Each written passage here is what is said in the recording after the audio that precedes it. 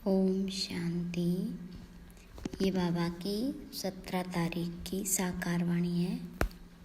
सार है मुरली का। मीठे बच्चे, याद और पढ़ाई से ही डबल ताज मिलेगा, इसलिए अपनी एम ऑब्जेक्ट को सामने रख दैवी गुण धारण करो। प्रश्न: विश्व रचयिता बाप तुम बच्चों की कौन सी खिदमत यानी सेवा करते हैं? तो बाबा ने कहा, बच्चों को बेहद का वर्षा दे सुखी बनाना, यह खिदमत है। बाप जैसी निष्काम सेवा कोई कर नहीं सकता। दूसरा, बेहद का बाप किराए पर तख्त लेकर तुम्हें विश्व का तख्त नशीन बना देते हैं। खुद ताऊसी तख्त पर नहीं बैठते, लेकिन बच्चों को ताऊसी तख्त पर बिठाते हैं। बाबा के तो जड़ मंदिर बनाते, उसमें उन्हें क्या टेस्ट आएगा। मज़ा तो बच्चों को है जो स्वर्ग का राज्य भाग्य लेते हैं। ओम शांति। मीठे मीठे रूहानी बच्चों को बाबा कहते कि अपने को आत्मा समझ बाप को याद करो। ओम शांति का अर्थ तो बच्चों को समझाया है। बाबा भी बोलते हैं तो बच्चे भी बोलते हैं ओम शांति, क्योंकि आत्मा का स्वधर्म है शांत। तुम जब अब जान गए हो कि हम शांति धाम से यहाँ आते हैं, पहले पहले सुख धाम में, फिर 84 पुनर्जन्म लेते लेते दुख धाम में आते हैं। यह तो याद है ना बच्चे, 84 जन्म लेते जीव आत्मा बनते हैं। बाबा जीव आत्मा नहीं बनते। कहते हैं मैं टेम्परेरी इनका आधार लेता हूँ, नहीं तो पढ़ाएंगे कैसे? बच्चों को घड़ी घड़ी कैसे कहेंगे कि मन मना भव? अपनी राजाई को याद करो। इसको कहा जाता है सेकंड में विश्व की राजाई। बेहद का बाप है ना, तो ज़रूर बेहद की खुशी, बेहद का वर्षा ही देंगे। बाबा बहुत सहज रास्ता बताते हैं। कहते हैं अब इस दुख धाम को बुद्धि से निकाल दो। जो नई दुनिया स्वर्ग स्थापन कर रहे, उनका मालिक बनने के लिए मुझे याद करो, तो तुम्हारे पाप कट जाए, तुम फिर से सतो प्रधान बन जाएंगे। इसको कहा जाता है सहज याद। जैसे बच्चे लौकिक बाप को कितना सहज याद करते, वैसे तुम बच्चों को बेहद के बाप को याद करना है। बाबा ही दुख से निकाल सुख धाम में ले जाते हैं। वहाँ दुख का नाम निशान नहीं। बहुत सहज बात कहते हैं, ओम अपने शांति धाम को याद करो। जो बाप का घर वह तुम्हारा घर है, और नई दुनिया को याद करो, वह तुम्हारी राजधानी है। बाबा तुम बच्चों की कितनी निष्काम सेवा करते हैं। तुम बच्चों को सुखी कर फिर वानप्रस्थ परम धाम में बैठ जाते। तुम भी परम धाम के वासी हो। उसको निर्वाण धाम वानप्रस्थ भी कहा जाता है। बाबा आते हैं बच्चों की खिदमत करने, अर्थात वर्षा देने। ये खुद भी बाबा से वर्षा लेते। शिव बाबा तो है ऊंचते ऊंच भगवान। शिव के मंदिर भी है, उनका कोई बाप व टीचर नहीं। सारी सृष्टि के आदि मध्य अंत का ज्ञान उनके पास है। कहाँ से आया? क्या कोई वेद शास्त्र आदि पढ़े? नहीं, बाबा तो है ज्ञान का सागर, सुख शांति का सागर। बाबा की महिमा और दैवी गुणों वाले मनुष्यों की महिमा में फर्क है। तुम दैवी गुण धारण कर यह देवता बनते हो। पहले आसुरी गुण थे। असुर से देवता बनाना यह तो बाप का ही काम है। एम ऑब्जेक्ट भी तुम्हारे सामने है। जरूर ऐसे श्रेष्ठ कर्म किए होंगे। कर्म अकर्म विकर्म की गति अथवा हर बात समझाने में 1 सेकंड लगता है। बाबा कहते मीठे मीठे बच्चों को पाठ बजाना ही है। यह पाठ तुमको अनादि अविनाशी मिला हुआ। तुम कितना बारी सुख दुख के खेल में आए हो, कितना बार तुम विश्व के मालिक बने हो। बाबा कितना ऊंच बनाते हैं। परमात्मा जो सुप्रीम सोल है वह भी इतना छोटा है। वह बाप ज्ञान का सागर है, तो आत्माओं को भी आप समान बनाते हैं। तुम प्रेम के सागर, सुख के सागर बनते हो। देवताओं का आपस में कितना प्रेम है, कभी झगड़ा नहीं होता, तो बाबा आकर तुम्हें आप समान बनाते और कोई ऐसा बना न सके। खेल सूक्ष्म वतन में होता, पहले आदि सनातन देवी देवता खेल स्थूल वतन में होता, पहले आदि सनातन देवी देवता धर्म, फिर इस्लामी बौद्धि आदि नंबरवार इस मांडवे में व नाटकशाला में आते हैं। 84 जन्म तुम लेते हो। गायन भी है, आत्मा परमात्मा अलग रहे बहुकाल, सुंदर मेला कर दिया जब सतगुरु मिला दलाल। बाबा कहते हैं मीठे मीठे बच्चों, पहले पहले विश्व में पाठ बजाने तुम आए हो। मैं तो थोड़े समय के लिए इनमें प्रवेश करता हूँ। ये तो पुरानी जुत्ती है। पुरुष की एक स्त्री मर जाती तो कहते पुरानी जुत्ती गई, अब फिर नई लेते। यह भी पुराना तन है ना। 84 जन्मों का चक्र लगाया तत्वम, तो मैं आकर इस रथ का आधार लेता हूँ। पावन दुनिया में तो कभी मैं आता ही नहीं हूँ। तुम पतित हो, मुझे बुलाते हो कि आकर पावन बनाओ। आखिर तुम्हारी याद फलीभूत होगी ना। जब पुरानी दुनिया खत्म होने का समय होता है तब मैं आता हूँ। ब्रह्मा द्वारा स्थापना, ब्रह्मा द्वारा अर्थात ब्राह्मणों द्वारा। पहले चोटी ब्राह्मण फिर क्षत्रिय, तो बाजोली खेलते हो। अब दे अभिमान छोड़ दे ही अभिमानी बनना है। तुम 84 जन्म लेते हो। मैं तो एक ही बार सिर्फ इस तन का लोन लेता हूँ, किराए पर लेता हूँ। हम इस मकान के मालिक नहीं हैं। इनको तो फिर भी हम छोड़ देंगे, किराया तो देना पड़ता है ना। बाबा भी कहते हैं मैं मकान का किराया देता हूँ। बेहद का बाप है, कुछ तो किराया देते होंगे ना। यह तख्त लेते हैं तुमको समझाने के लिए। ऐसा समझाते हैं जो तुम भी विश्व के तख्त नशीन बन जाते हो। खुद कहते हैं मैं नहीं बनता हूँ। तख्त नशीन अर्थात ताऊसी तख्त पर बिठाते हैं। शिव बाबा की याद में ही सोमनाथ का मंदिर बनाया। बाबा कहते इससे मुझे क्या टेस्ट आएगी। जड़ पुतला रख देते हैं। मज़ा तो तुम बच्चों को स्वर्ग में है, मैं तो स्वर्ग में आता ही नहीं हूँ। फिर भक्ति मार्ग जब शुरू होता है तो यह मंदिर आदि बनाने में कितना खर्चा किया, फिर भी चोर लूट ले गए।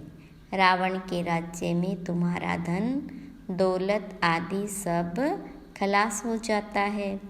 अभी वह ताऊसी तख्त है। बाबा कहते, जो हमारा मंदिर बनाया हुआ था वह मोहम्मद गजनवी आकर लूट ले गए। भारत जैसा साल्वेंट और कोई देश नहीं, इन जैसा तीर्थ और कोई बन नहीं सकता, परंतु आज तो हिंदू धर्म के अनेक तीर्थ हो पड़े। वास्तव में बाबा जो सर्व की सद्गति करते हैं, तीर्थ तो उनका होना चाहिए। यह भी ड्रामा बना हुआ है, समझने में बहुत सहज है, परंतु नंबर बार ही समझते, क्योंकि राजधानी स्थापन हो रही। स्वर्ग के मालिक यह लक्ष्मी नारायण है। यह है उत्तम ते उत्तम पुरुष, जिनको फिर देवता कहा जाता। दैवी गुण वाले को देवता कहा जाता। यह ऊंच देवता धर्म वाले प्रवृत्ति मार्ग वाले के थे। उस समय तुम्हारा ही प्रवृत्ति मार्ग रहता है। बाबा ने तुमको डबल ताजधारी बनाया। रावण ने फिर दोनों ही ताज उतार दिए। अब तो नो ताज, न पवित्रता का ताज, न धन का ताज, दोनों रावण ने उतार दिए। फिर बाबा आकर तुमको दोनों ताज देते हैं। इस याद और पढ़ाई से इसलिए गाते हैं, ओ गॉड फादर हमारा गाइड बनो, लिबरेट भी करो। तब तुम्हारा नाम भी पंडा रखा हुआ है। पांडव गौरव यादव क्या करत भाई। कहते हैं बाबा हमको दुख के राज्य में छुड़ाकर साथ ले जाओ। बाबा ही सचखंड की स्थापना करते हैं, जिसको स्वर्ग कहा जाता। फिर रावण झूठ खंड बनाते। वह कहते श्री कृष्ण भगवानुवाच, बाबा कहते शिव भगवानुवाच। भारतवासियों ने नाम बदल लिया तो सारी दुनिया ने बदल लिया। श्री कृष्ण तो देहधारी है, विदेही तो एक शिव बाबा है। अभी बाबा द्वारा तुम बच्चों को माइट मिलती है, सारे विश्व के तुम मालिक बनते हो। सारा आसमान धरती तुमको मिल जाती। कोई की ताकत नहीं जो तुमसे छीन सके। पौना कल्प उनों की तो जब वृद्धि होकर करोड़ों की अंदाज में हो, तब लश्कर ले आकर तुमको जीते। बाबा बच्चों को कितना सुख देते हैं। उनका गायन ही है दुख हरता सुख करता। इस समय बाबा तुमको कर्म अकर्म विकर्म की गति बैठ समझाते हैं। रावण राज्य में कर्म विकर्म बन जाते, सत्युग में कर्म अकर्म हो जाते। अभी तुमको एक सतगुरु मिला है, जिसको पतियों का पति कहते, क्योंकि वह पति लोग भी सब उसको याद करते। तो बाबा समझाते यह कितना वंडरफुल ड्रामा है। इतनी छोटी सी आत्मा में अविनाशी पार्ट भरा हुआ है, जो कभी मिटने वाला नहीं। इनको अनादि अविनाशी ड्रामा कहा जाता। God is one. रचना अथवा सीढ़ी और चक्र सब एक ही है। न कोई रचता को न रचना को जानते। ऋषि मुनि भी कह देते हम नहीं जानते। अभी तुम संगम पर बैठे हो, तुम्हारी माया के साथ युद्ध है, वह छोड़ती नहीं। बच्चे कहते हैं बाबा माया का थप्पड़ लग गया। बाबा कहते बच्चे की कमाई चट कर दी। तुम्हें भगवान पढ़ाते हैं तो अच्छी रीति पढ़ना चाहिए। ऐसी पढ़ाई तो फिर 5000 वर्ष बाद मिलेगी। अच्छा, मीठे मीठे सिखिलदे बच्चों प्रति माता पिता बाप दादा का याद प्यार और गुड मॉर्निंग। रूहानी बाप की रूहानी बच्चों को नमस्ते। रूहानी बच्चों की रूहानी बाप दादा को याद प्यार गुड मॉर्निंग और नमस्ते। धारणा के लिए मुख्य सार। पहले पॉइंट, इस दुख धाम से बुद्धि योग निकाल नई दुनिया स्थापन करने वाले बाबा को याद करना है, सतो प्रधान बनना है। दूसरी पॉइंट, बाप समान प्रेम का सागर, शांति और सुख का सागर बनना है। कर्म, अकर्म और विकर्म की गति को जान सदा श्रेष्ठ कर्म करने हैं। वरदान, सदा उमंग उत्साह में रहे, मन से खुशी के गीत गाने वाले अविनाशी खुशनसीब भव। विस्तार है, आप खुशनसीब बच्चे अविनाशी विधि से अविनाशी सिद्धियां प्राप्त करते हो। आपके मन से सदा वाह वाह की खुशी के गीत बजते रहते।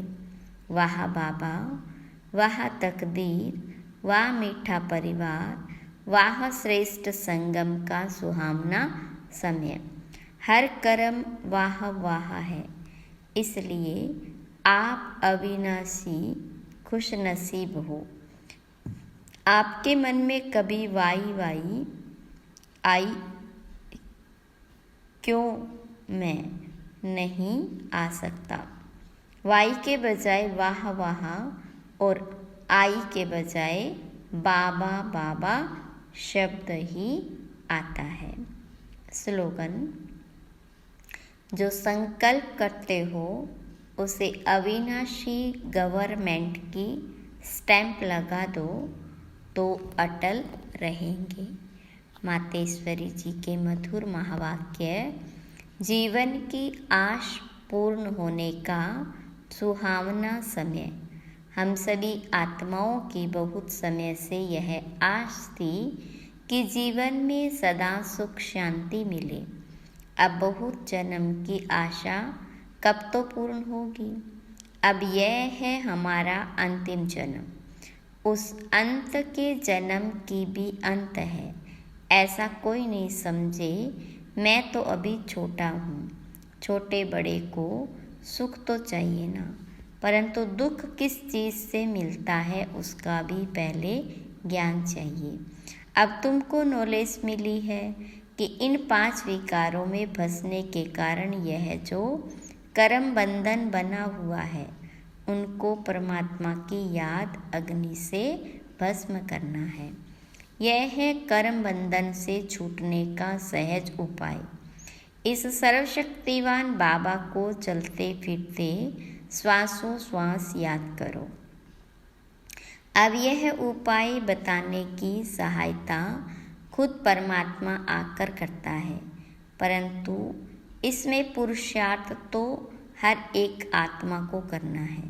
परमात्मा तो बाप टीचर गुरु रूप में आए हमें वर्षा देते हैं, तो पहले उस बाप का हो जाना, फिर टीचर से पढ़ना।